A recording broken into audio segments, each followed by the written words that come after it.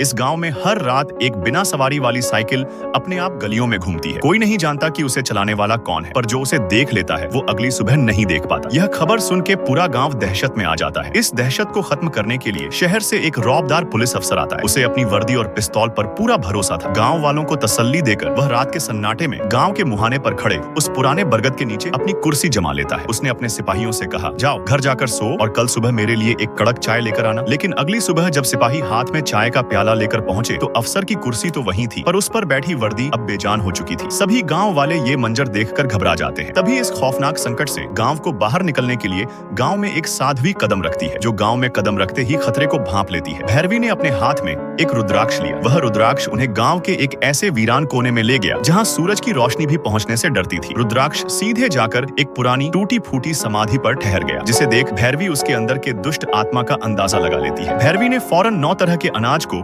उस समाधि के चारों ओर छिड़क दिया, एक ऐसा चक्र जिसे कोई आत्मा पार नहीं कर सकती। फिर शुद्ध गंगा जल की बूंदों से उस जगह को अभिमंत्रित किया। साध्वी ने अपनी भारी आवाज में गांव वालों को बोला कि अगले 15 दिनों तक कोई भी गांव में सूरज ढलने के बाद अपनी घर की चौखट पार नहीं करेगा, वरना जो अंजाम उस पुलिस वाले का हुआ वो आपका भी हो सकता है।